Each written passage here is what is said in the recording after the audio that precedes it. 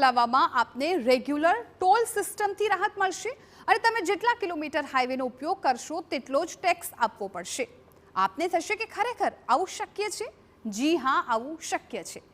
ઇસરો અને national highway authority of India એક નવી સિસ્ટમ બનાવી રહ્યું છે, જેનાથી દરેક વાહન ચાલકને મોટો ફાયદો થશે. જુઓ શું છે આ સિસ્ટમ અને કેવી રીતે કામ કરશે.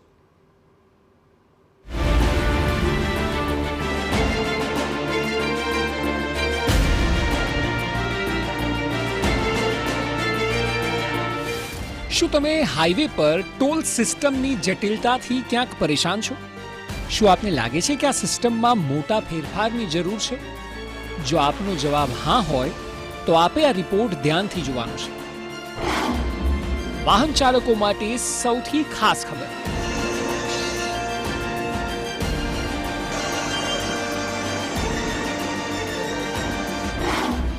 હવે ટોલ બૂથ થશે નાબૂદ.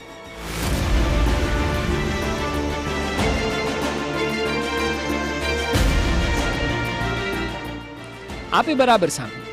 આત્મનિર્ભર ભારત અને મેડ ઇન ઇન્ડિયા તરફ ભારત એક નવું અને અતિ મહત્વનું પગલું ભરવા જઈ રહ્યું છે, જે મુજબ આગામી દિવસોમાં હાઈવે પર ટોલ બૂથ થઈ જશે નાબૂદ.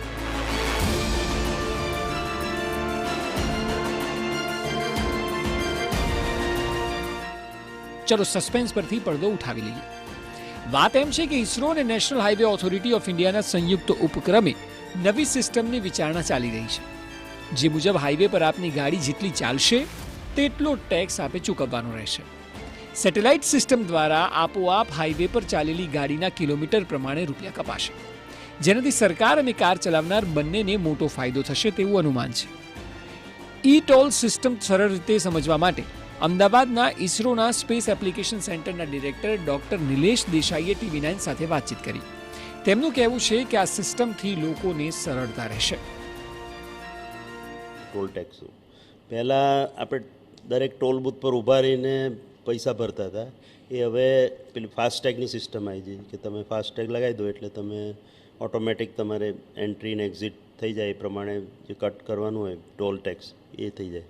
એનાથી પણ હવે એક સ્ટેપ આગળ વધીને આપણે ઇલેક્ટ્રોનિક ટોલ જેને કહેવાય છે એ રીતનું કે જે ઓટોમેટિક ટોલિંગ થઈ જાય તમારું ટેક્સ કલેક્શન જે છે. તો એમાં આ GNSS અથવા તો GPS અથવા આપણું ભારતનું જે દેશી GPS ગણાય છે નેવિગેશન વિથ ઇન્ડિયન કોન્સ્ટલેશન, એનો ઉપયોગ કરીને આપણે આ બિલિંગ કરી શકીએ, તો આ ઈ ટોલ લગાવી શકીએ.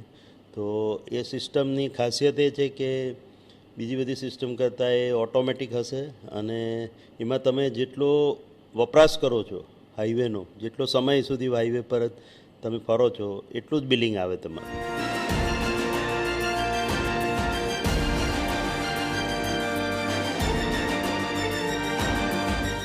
ઇસરો દ્વારા national highway authority of India સમક્ષ આખા પ્રોજેક્ટનો પ્રસ્તાવ મૂકીને સઘન ચર્ચા કરાઈ હતી.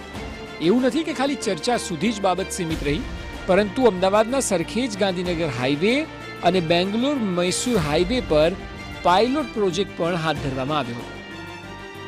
આ પ્રોજેક્ટમાં સૌથી મોટો સવાલ એ છે કે વાહનની એક્યુરેસી એટલે કે સચોટ માહિતી કઈ રીતે મળે.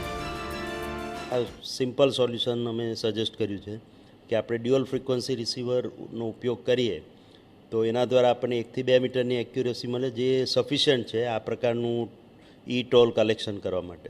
તો એમાં વાહનની જે પોઝિશન છે 1 અથવા 2 મીટરની એક્યુરેસીથી આપણને મળે, એટલે એનાથી આપણે વાહન એક્સપ્રેસ વે કે હાઈવે ઉપર દોડી રહ્યું છે કે પછી બાજુના સર્વિસ રોડ પર કે કોઈ અન્ય રોડ પર એ પ્રસ્તાવ કરી રહ્યું છે એ આપણને ખબર પડે. એટલે એના દ્વારા જેટલો સમય એક્સપ્રેસ વે કે હાઈવેનો ઉપયોગ કરે એટલા ટાઈમનું, એટલા સમયનું અને એટલા કિલોમીટરનું જ બિલિંગ આપણે કરી શકીએ.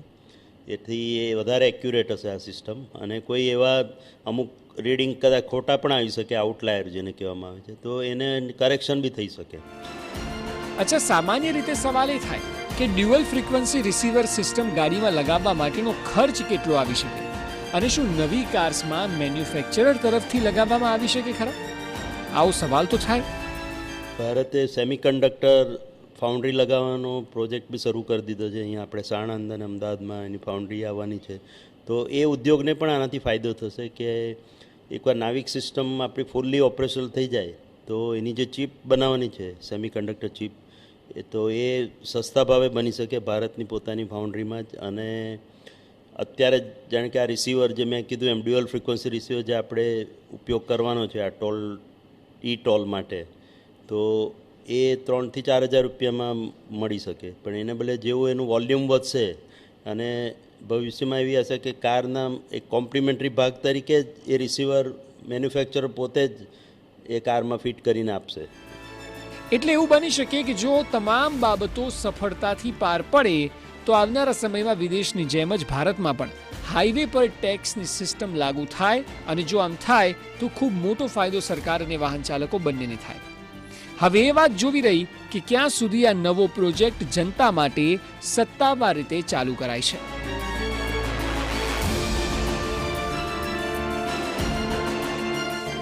રોનક વર્મા, TV9, અમદાવાદ.